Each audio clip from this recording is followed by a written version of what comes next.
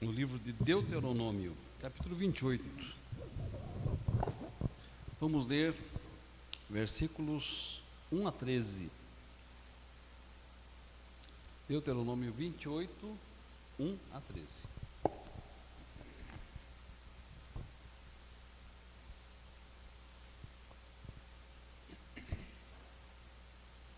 Se atentamente ouvires a voz do Senhor teu Deus, tendo cuidado de guardar todos os seus mandamentos que hoje te ordeno, o Senhor teu Deus te exaltará sobre todas as nações da terra. Se ouvires a voz do Senhor teu Deus, virão sobre ti e te alcançarão todas estas bênçãos. Bendito serás tu na cidade e bendito serás no campo. Bendito o fruto do teu ventre e o fruto da tua terra, e o fruto dos teus animais, e as crias das tuas vacas e das tuas ovelhas. Bendito o teu cesto e a tua amassadeira. Bendito serás ao entrares e bendito ao saíres. O Senhor fará que estejam derrotados na tua presença os inimigos que se levantarem contra ti. Por um caminho sairão contra ti, mas por 7 caminhos fugirão da tua presença. O Senhor determinará que a bênção esteja nos teus celeiros e em tudo o que colocares a mão, e abençoarás na terra que te dá o Senhor teu Deus. O Senhor te constituirá para si em povo santo, como te tem jurado, quando guardares os mandamentos do Senhor teu Deus e andares nos seus caminhos. E todos os povos da terra verão que és chamado pelo nome do Senhor, terão medo de ti. O Senhor te dará abundância de bens no fruto do teu ventre, no fruto dos teus animais, e no fruto do teu solo, na terra que o Senhor, sob juramento a teus pais, prometeu dar-te. O Senhor te abrirá o seu bom tesouro no céu, para dar a chuva à tua terra no seu tempo, e para abençoar toda a obra das tuas mãos. Emprestarás a muitas gentes, porém tu não tomarás emprestado. O Senhor te porá por cabeça e não por cauda, e só estarás em cima e não debaixo, se obedecerdes aos mandamentos do Senhor teu Deus, que hoje te ordeno, para os guardar e cumprir. Vamos orar. Ó Deus, nós te damos graças por mais esse estudo bíblico, pela oportunidade de compartilhar da tua palavra com os nossos irmãos, com aqueles que nos acompanham na live. Pedimos que o Senhor nos ilumine através do teu Espírito Santo, abrindo nosso coração, nosso entendimento para recebermos os ensinamentos desta noite. Que a tua palavra, ó Deus, como tu prometes, prospere no propósito para o qual a designaste. Em nome de Jesus, amém. Conserve a Bíblia aberta nesse texto da palavra. Nosso tema hoje é ouvir e guardar os mandamentos. Estava conversando com os meus alunos hoje sobre os mecanismos que são usados ideologicamente para enfraquecer um país ou enfraquecer uma nação. E se alguém quer enfraquecer um país ou uma nação ideologicamente, ele usa pelo menos 3 mecanismos. E se nós olharmos nosso tempo, a nossa sociedade, vamos perceber essa dinâmica em ação. Em primeiro lugar, procura-se enfraquecer a família. Em segundo lugar, procura-se enfraquecer a igreja. E em terceiro lugar, procura-se enfraquecer a escola. Notem, meus irmãos, que esta orquestração maligna procura esvaziar de todas estas instituições o poder de ensinar valores éticos, valores morais, valores cívicos que promovam unidade, que promovam coesão, que promovam um povo que seja cumpridor dos seus deveres, mas que seja um povo também que conhece e busca os seus próprios direitos. Esta orquestração maligna procura esvaziar estas instituições do poder que eles têm de normatizar a vida das pessoas. Hoje, nenhuma destas instituições é aceita como instituição normatizadora de valores éticos, morais e civis. Nem a família, nem a igreja e nem a escola. Isso para aqueles que estão no mundo e vivem segundo o curso deste mundo e vive segundo a ideologia desse mundo. Nesse cenário onde o relativismo e o subjetivismo são absolutos e inegociáveis, cada um faz o que acha mais correto em seu coração, cada um faz o que acha mais correto para a sua vida, e todos nós estamos observando os efeitos que isso tem produzido no nosso convívio em sociedade. Quando olhamos para a palavra de Deus, vamos perceber alguns ensinamentos muito específicos que vão de encontro a essa orquestração maligna, contemporânea, vão de encontro a essa ideologia que procura enfraquecer a família, a igreja e a educação. Esse texto é um solene exemplo disto. E ele apresenta algumas verdades que eu quero destacar para a nossa reflexão. Primeira delas, meus irmãos, há uma relação entre ser e obedecer. Há uma relação entre ser e obedecer. Uma pergunta bem simples, para checar o nosso conhecimento da graça de Deus, nossa compreensão sobre a graça de Deus. Nós obedecemos a lei de Deus para ser o seu povo, ou obedecemos a lei de Deus porque somos o seu povo? Nós obedecemos aos mandamentos de Jesus Cristo para sermos os seus filhos, ou porque somos filhos, obedecemos aos mandamentos de Jesus Cristo? O que os irmãos acham? Nós obedecemos aos mandamentos porque somos povo de Deus. Nós obedecemos aos ensinamentos de Jesus porque somos filhos de Deus. Notem, o ser vem antes do obedecer. E é isso que esse texto nos ensina, que há uma relação muito intrínseca entre ser e obedecer. A maioria das religiões não cristãs, ela ensina que nós precisamos fazer algo para sermos algo. Nós precisamos obedecer para ganhar. Mas a religião bíblica ensinada no Antigo e no Novo Testamento inverte essa lógica. É preciso ser para então obedecer. Vamos exemplificar isso usando o Antigo Testamento. Meus amados, há um contraste interessante entre Gênesis 11 e Gênesis 12. Já observaram? Em Gênesis 11, nós temos o relato da Torre de Babel. O que foi a Torre de Babel? Foi uma tentativa humana de se reunir em um só lugar, de se tornar célebre e conhecido, e de reunir neste único lugar toda a sabedoria possível. Foi uma tentativa humana de chegar aos céus pelas suas próprias forças, pelos seus próprios meios, pelos seus próprios recursos. Se os irmãos lerem o texto, vão perceber que há uma afirmação: seremos conhecedores como Deus, de todas as coisas. O que aconteceu com essa iniciativa? Prosperou? Foi frustrada. Foi frustrada por causa do quê? Por causa do juízo de Deus, que confundiu as linguagens humanas e não permitiu que esta construção prosperasse. Se os irmãos observarem a dinâmica das nações, ainda hoje elas procuram fazer o mesmo, reunir-se sob lideranças regionais, ou reunir-se sob uma liderança mundial. Aliás, o que a Bíblia aponta como evidência do final dos tempos é a vinda do anticristo, que nada mais, nada menos seria do que um líder de todo o mundo.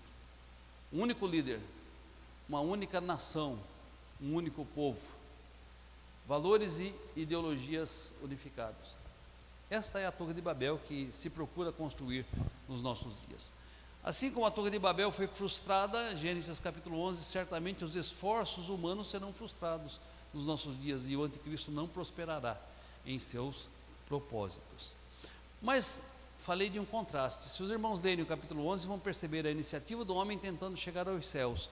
Se os irmãos lerem o capítulo 12, vão perceber a iniciativa divina descendo até a terra. Por quê? Porque Deus chama um homem, Abraão, e o convida a segui-lo. Sai da tua terra e da tua parentela e vai para uma terra que eu te mostrarei. e te farei uma grande nação, e te abençoarei, e te engrandecerei o nome. Abençoarei os que te abençoarem, e amaldiçoarei os que te amaldiçoarem. Em ti serão benditas todas as famílias da terra.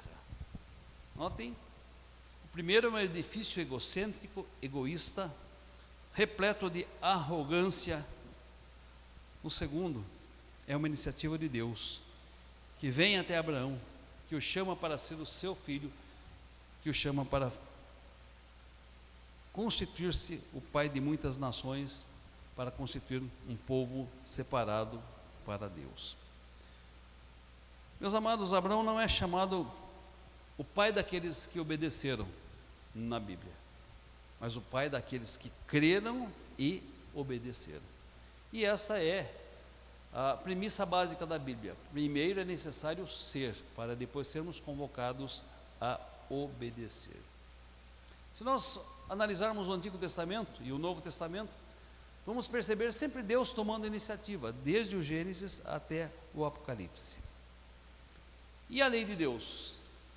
Por que ela foi dada? Há muitos que acham que a lei de Deus foi dada para que através da lei o homem estabelecesse um relacionamento com Deus.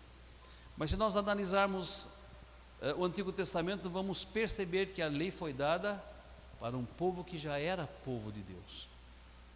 Um povo que havia sido chamado na pessoa de Abraão, cuja aliança havia sido renovada com Isaac, Jacó, José, com a descendência de Jacó, com o povo de Israel. Deus os tirou da terra do Egito, Deus os conduziu até o deserto, e no deserto Deus deu a lei. Obviamente Deus não deu a lei para formar um povo, Deus deu a lei para um grupo de pessoas que já se constituíam povo de Deus, que já estavam num relacionamento de aliança com Ele. Então enganam-se aqueles que acham que a lei é o meio de se estabelecer aliança ou pacto, de se estabelecer relacionamento. A aliança, meus queridos, é algo que nos é dado quando já estamos em um pacto, quando já estamos em um relacionamento, quando já somos chamados povo de Deus, quando já somos chamados filhos de Deus. No Antigo Testamento a lei cumpria um papel muito importante, e que não deixa de cumprir hoje também. Paulo vai dizer aos Gálatas que a lei conduzia as pessoas a Cristo. Como assim? Ele afirma: a lei de Deus é santa, é boa, é justa.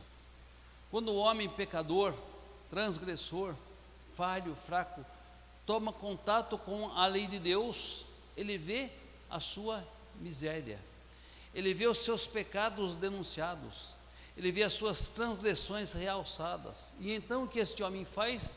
Ele apela para a misericórdia de Deus, e apelando pela misericórdia de Deus, ele é acolhido por esta misericórdia.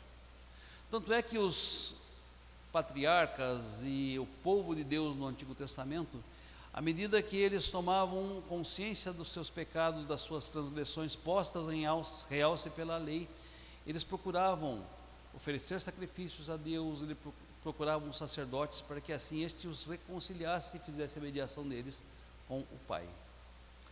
E conosco, será que a lei tem um papel diferente? Não. A lei também realça, destaca, desnuda os nossos pecados, as nossas transgressões, e nos leva a apelar para a misericórdia de Deus. E é interessante observar que se alguém se aproximar da palavra sem preconceitos, ela vai realmente ter essa percepção. Quando eu trabalhava no HSBC Bamirindos, não era HSBC na época, era só Bamirindos, havia uma jovem que trabalhava conosco, e eu levava uma maletinha, tipo daquela 007, né? Coisa de seminarista, dobrava assim, e havia uma curiosidade geral no departamento para saber o que levava dentro da bolsa, né? O que será que ele traz dentro daquela bolsa? Eu geralmente levava uma Bíblia, levava alguns folhetos, ou um livro que eu estava lendo. No seminário a gente lê muito, então eu aproveitava no ônibus para ler, até que uma teve coragem de me perguntar: o que você traz aí dentro? Eu abri e falei: eu trago uma Bíblia e um folheto. Você quer um folheto? Ela disse: eu não posso. Eu falei: por que você não pode pegar esse folheto? Ah, porque ele é da Bíblia, não é? Eu falei: é. Ah, porque ele aponta para os meus erros. Eu falei: bom, que bom. Os sãos não precisam de remédio, e sim os doentes. Eu achei interessante a percepção dela, sincera. Ela certamente já tinha lido a Bíblia, ou ouvido a leitura da Bíblia, ou ouvido alguma mensagem, ou lido algum folheto, e sabia que aquilo denunciava os seus pecados. E essa é a função da palavra de Deus, da lei de Deus, pôr em realce, pôr em destaque os nossos pecados, as nossas transgressões, para nos encaminhar a quem? A Jesus, o Cordeiro de Deus que retira o pecado no mundo. Então, quando eu leio a Bíblia, né, como não salvo, e por ela sou confrontado com os meus pecados, eu devo apelar à misericórdia de Deus, que em Cristo Jesus é capaz de me salvar. Quando eu, uma vez salvo, olho para a palavra de Deus e ela denuncia os meus pecados, eu tenho que apelar para a misericórdia de Cristo para ser perdoado dos meus pecados e das minhas transgressões.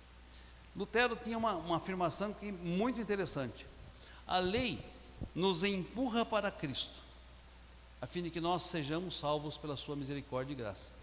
E Cristo nos empurra de volta para a lei, para que nós sejamos transformados e santificados. Então, esse é um dos primeiros pontos que eu quero destacar aqui. Primeiro vem o ser, depois o obedecer. Há uma relação intrínseca entre eu ser filho de Deus e obedecer os mandamentos de Deus. Ah, mas a gente vive na época da graça, não vive na época da lei, então não é preciso obedecer. Meus queridos, isso não é ensinado na Bíblia. Esse é um pensamento maligno, diabólico, demoníaco. Por quê? Porque a lei põe em realce os nossos pecados para que a gente apele para a misericórdia de Deus. E uma vez salvos, ela põe em realce as nossas falhas para que nós nos arrependamos, nos convertamos e mudemos o nosso caminho. Salomão disse ao povo de Deus: seu meu povo, que se chama pelo meu nome. Notem que não estava dizendo a pessoas que não eram povo. Se o meu povo que se chama pelo meu nome se humilhar, orar e me buscar e se arrepender dos seus pecados e se converter dos seus maus caminhos, eu virei dos céus, eu perdoarei os seus pecados e eu sararei a terra. Então, precisamos sim, salvos pela graça da dádiva da lei, para nos conduzir à obediência e à santificação. Mas notem, primeiro nós somos feito povo. Primeiro nós somos feitos filhos, e como povo e filhos, nós pela palavra vamos sendo feitos santos, no processo de crescimento espiritual. O segundo ponto que eu quero destacar aqui é a relação entre obediência e felicidade. Há uma relação íntima entre a obediência e a felicidade. E há dois aspectos aqui. O primeiro é natural.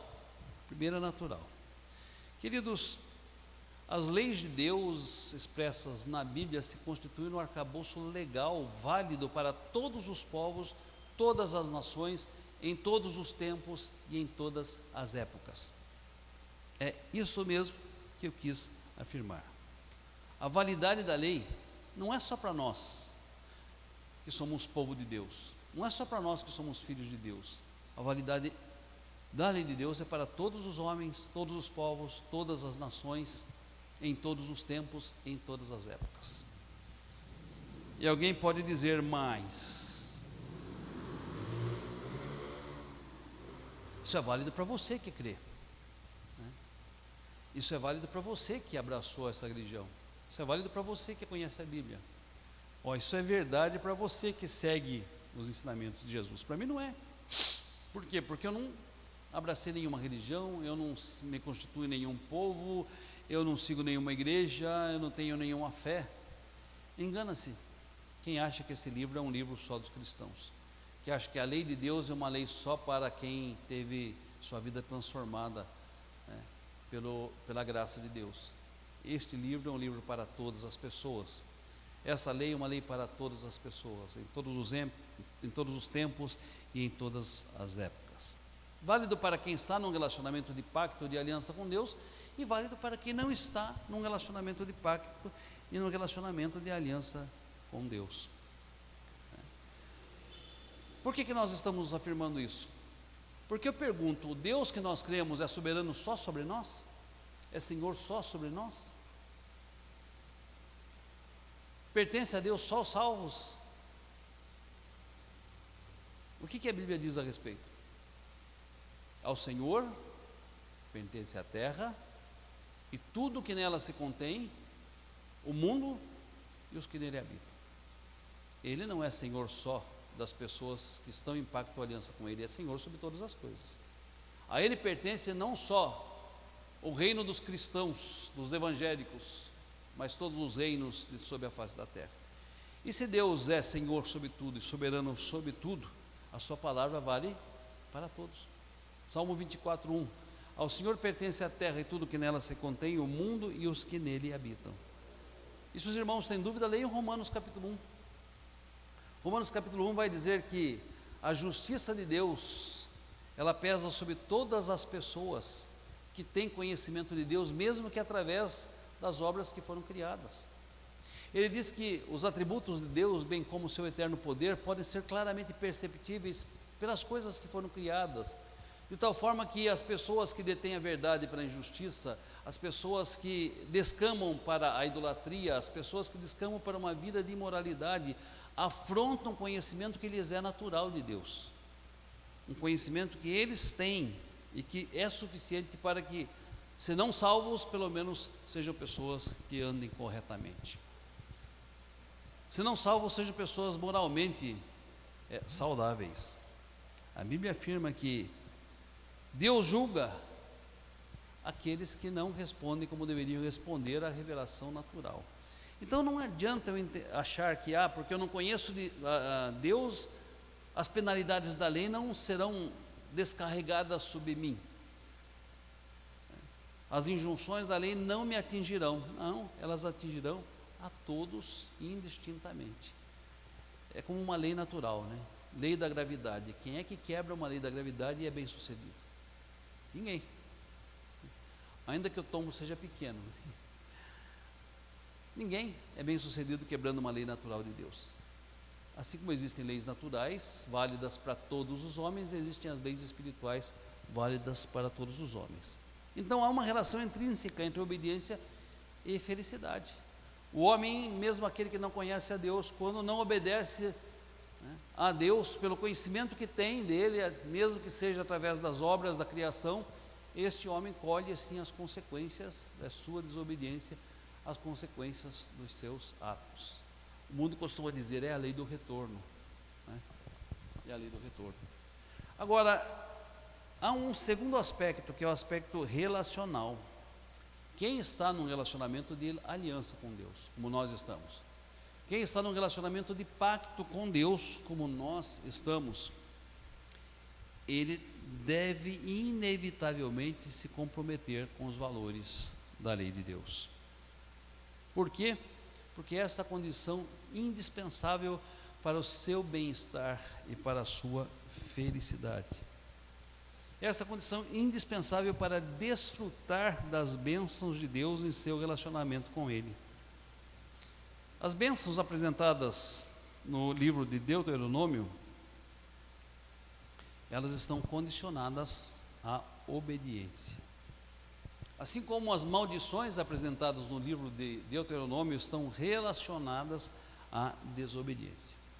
Um resumo perfeito disso está em Isaías, capítulo 1, versículos 17 a 19.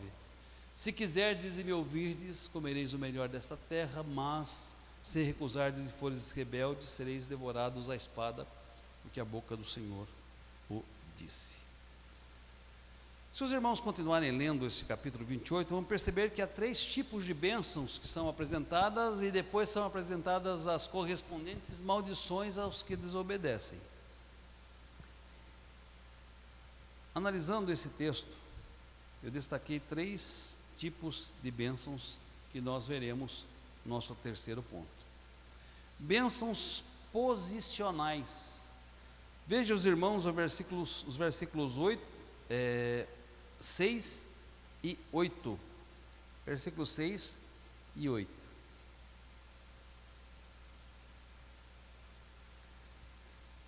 Bendito serás na cidade e no campo. Bendito ao entrares e ao saíres. Eu chamo estas 2 bênçãos de bênçãos posicionais. O que está implícito nessa bênção? Está implícito nessa bênção, meus irmãos, paz, tranquilidade e prosperidade na terra em que eles habitavam. Bendito serás na cidade e no campo. Está implícito nessa bênção também a liberdade.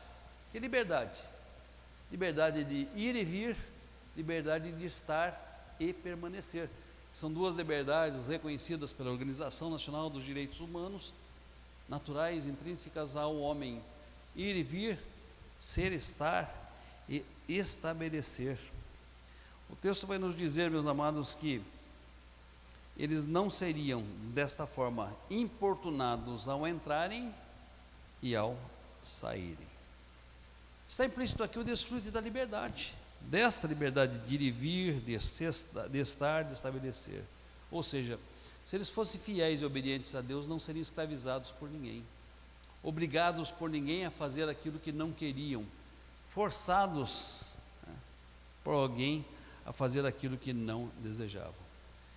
Em outras palavras, o Senhor garante que guardaria a cidade, porque segundo o Salmo 126, se o Senhor não guardar a cidade, o que acontece? Em vão vigia o sentinela. Então, há bênçãos posicionais que estão aqui destacadas nesse texto. Uma outra categoria, bênçãos pessoais, versículos 4, 5, 8, 9 e 10. Bendito o fruto do teu ventre e da tua terra, e o fruto dos teus animais, e a cria das tuas vacas e ovelhas. O Senhor mandará que a bênção esteja nos teus celeiros, em tudo que puseres a mão, e te abençoará na terra que te der o Senhor teu Deus.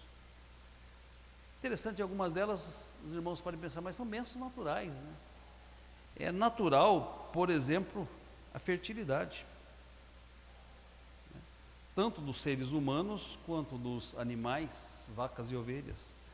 É natural que, por exemplo, caia chuva sobre a terra, proporcionando a lavoura e assim os celeiros cheios, repletos de alimento.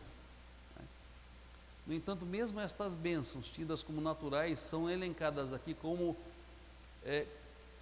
relacionadas diretamente à providência de Deus. Se Deus em sua providência não renovar a sua bênção sobre a face da terra, nada destas coisas acontecem ou acontecerão. Os irmãos se lembram na época de Elias? O que houve na época de Elias? Uma grande seca. Quantos anos? 3 anos, né? 3 anos de seca. Por quê?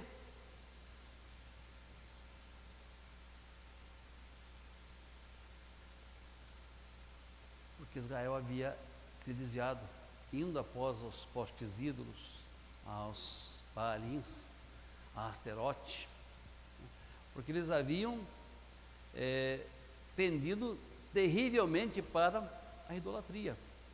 Tanto é que no desafio de Elias e os profetas de Baal, quantos sacerdotes haviam mesmo? O presbítero Fabiano sempre faz a conta certa.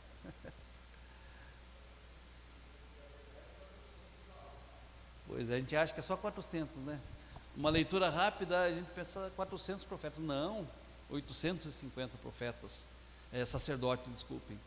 850 sacerdotes no culto idólatra entre o povo de Deus. E aí, há aquele embate no monte, onde Deus prova sua soberania sobre tudo, sobre todos, destronando e destruindo aqueles sacerdotes de Baal. Por que houve a seca? Porque o povo havia demonstrado infidelidade. Então, até as coisas que nós julgamos naturais, como a fertilidade, né, dos animais, dos seres humanos, as chuvas nas estações próprias, a abundância nos celeiros, tudo procede de Deus. É lógico que isso não tem uma aplicação direta para nós que não somos agricultores, né? Então, dificilmente nós vamos aqui nos enquadrar entre pecuaristas que precisam que os rebanhos produzam, entre agricultores que necessitam que os celeiros estejam cheios, embora tudo isso faça sentido para nós, porque nós desfrutamos dos produtos da pecuária e da agricultura, né? Mas não estamos diretamente afetados porque não somos os produtores destas coisas. Mas se nós pensarmos no nosso trabalho, quem é que nos dá condições para isso? Físicas, emocionais, mentais. Quem é que nos dá condições para isso?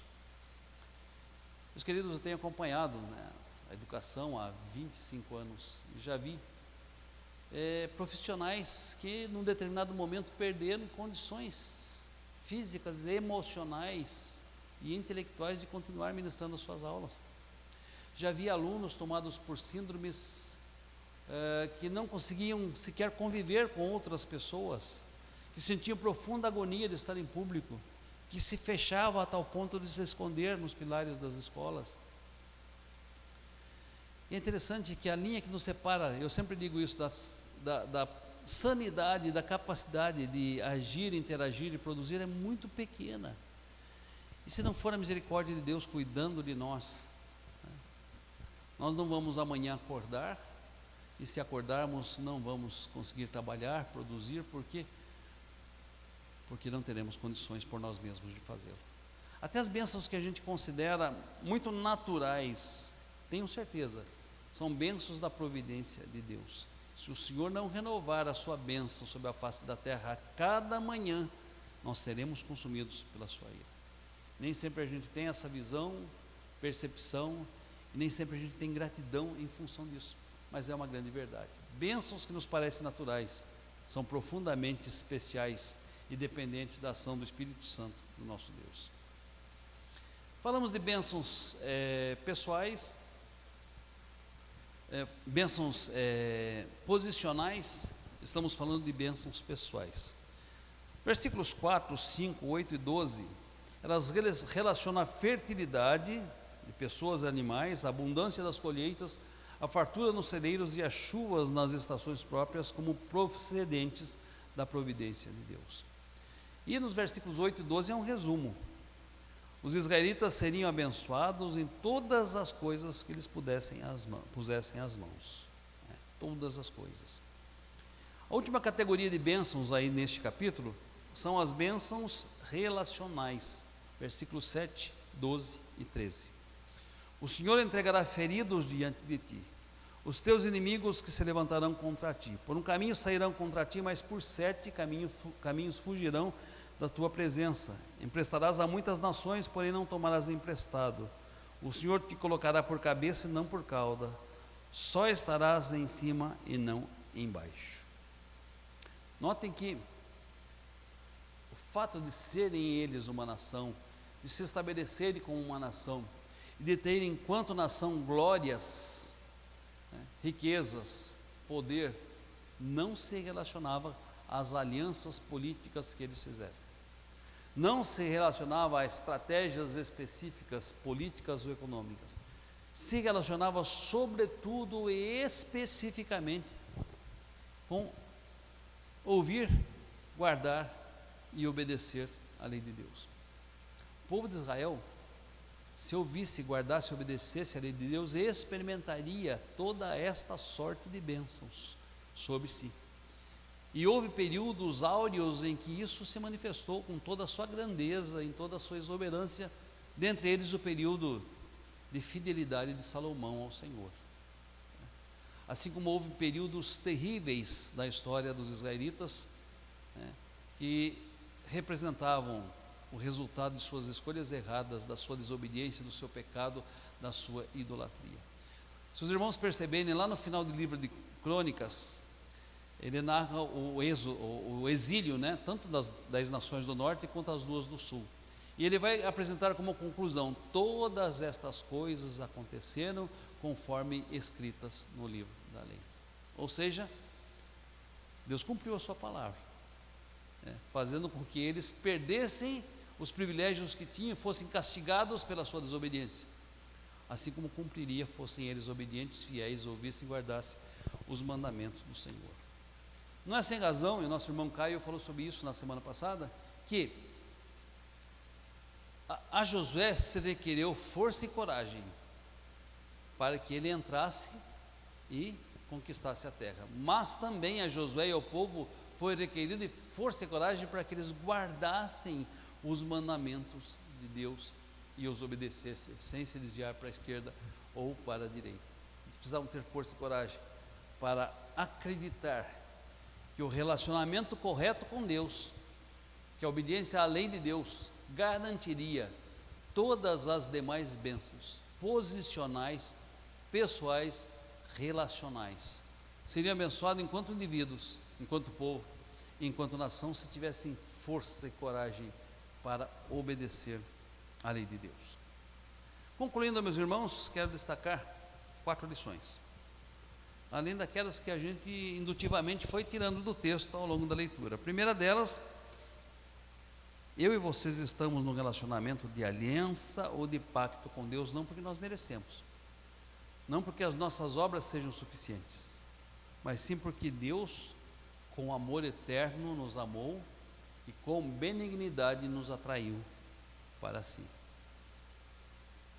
Eu sou um filho, você é um filho. Eu sou um discípulo, você é um discípulo.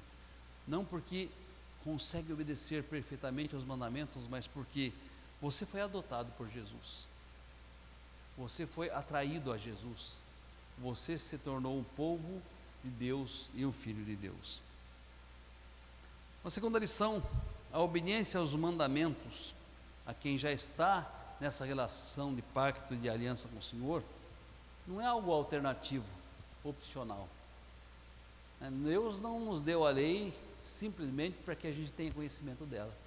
A lei existe para ser obedecida, não questionada, obedecida. É norma absoluta de Deus para as nossas vidas e deve ser obedecida, porque obedecê-la é o caminho para a bênção pessoal, relacional, social, temporal, financeira, econômica. Obedecer a Deus é uma das melhores coisas que o homem salvo pode fazer. Tanto é que o Salmo 128 diz: feliz aquele que teme ao Senhor e anda nos seus caminhos. No trabalho das suas mãos comerás, feliz serás e tudo te irá bem. Tua esposa no interior da tua casa será como a videira frutífera, teus filhos como rebentos da oliveira à roda da tua mesa. Eis como será abençoado o homem que teme ao Senhor. Terceira lição: aquele que teme ao Senhor e anda nos seus caminhos, certamente desfruta das bênçãos posicionais, pessoais e relacionais. Quando nós falamos em bênçãos, há bênçãos naturais. A chuva cai sobre justos e injustos, o sol nasce sobre justos e injustos. Mas não podemos perder de vista que aquele que é filho, que está numa relação de pacto e que obedece à lei de Deus, é abençoado de modo muito especial. Há bênçãos especiais que só aqueles que desfrutam da intimidade com o Senhor são capazes e suficientes para receber. Por isso que devemos buscar intimidade com o Senhor. Pois não, Senhor.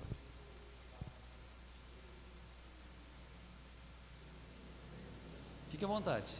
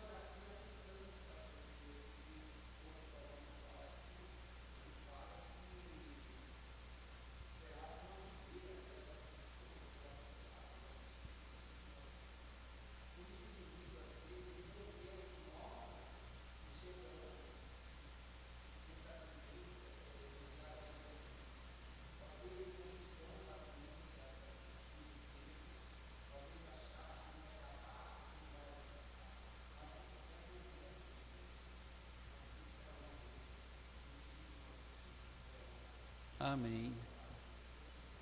Amém. Obrigado, senhor Antônio, pela participação.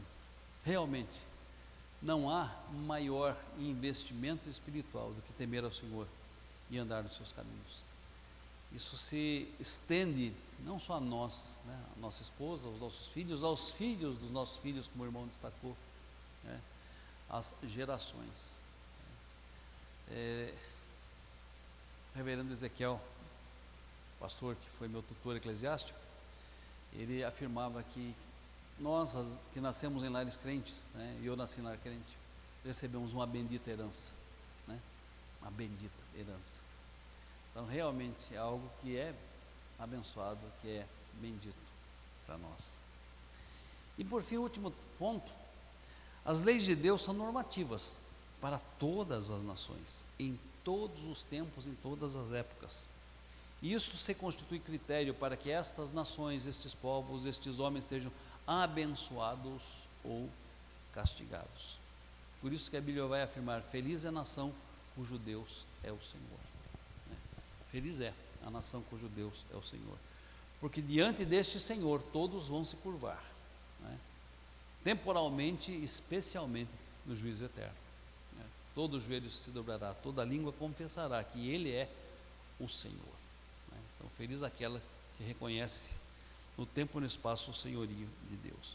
Que todos aqueles que querem se colocar como senhores no lugar de Deus, tenho certeza, serão destronados, cairão, serão confundidos. Isso é uma questão de tempo apenas, né? Alguém mais gostaria de usar a palavra, meus irmãos? É um estudo bíblico.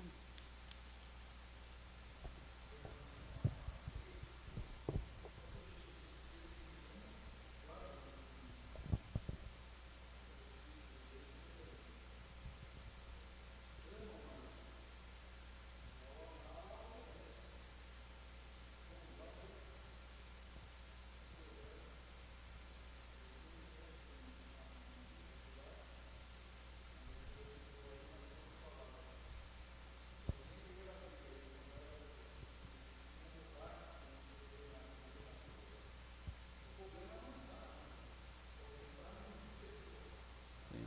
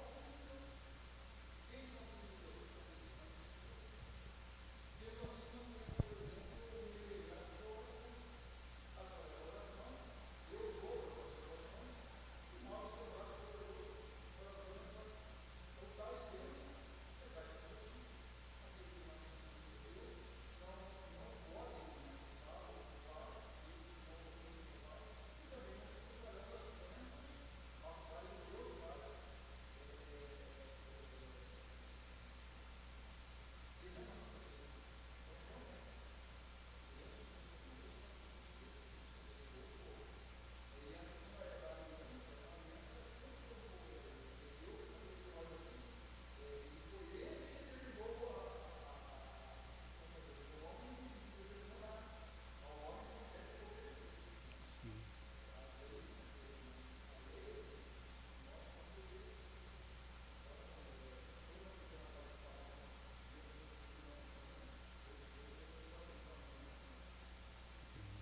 Amém. Mais alguém, queridos? É interessante, só fazermos uma parte. Quando falamos que a obediência gera bênçãos, e nós falamos de bênçãos posicionais, pessoais, relacionais, que se envolve todos os aspectos da vida humana, lá do povo de Israel, de uma vida agrícola, na nossa, uma vida comercial, industrial, não estamos ensinando teologia da prosperidade. A teologia da prosperidade diz: olha, aproxime-se de Deus, faça um voto para com Deus, consagre alguma coisa a Deus que você vai receber em troca. Se você der uma casa, você vai ter 10 casas. Isso não é ensinado pela Bíblia. Agora, é ensinado pela Bíblia, nós não devemos ter medo de dizer que quem teme ao Senhor e anda nos seus caminhos é abençoado. é abençoado, inclusive com prosperidade, se essa for a vontade de Deus e se Ele nos achar em condições de administrá-lo, né? Porque o pecado não está em Deus nos dar riquezas, mas em nosso coração está nas riquezas, né? E Deus conhece o nosso coração, então Ele distribui a medida da graça conforme a gente sabe administrar. Então não se ensina teologia da prosperidade, se ensina bênçãos como consequência da obediência. Agora, dizer que Deus não abençoa quem é obediente é dizer que a lei de Deus não funciona, né? Não é universal, não se aplica, e ela é justa, é boa, é perfeita, então ela funciona, né? E se nós obedecermos, receberemos bênçãos sem medida. Diz o Senhor, né? Fazei prova de mim, né? Fazei prova de mim, provai e vede que o Senhor é bondoso, diz o Salmo 34. Deus abençoe, meus queridos. Louvado seja Deus por este encontro, pela presença dos irmãos.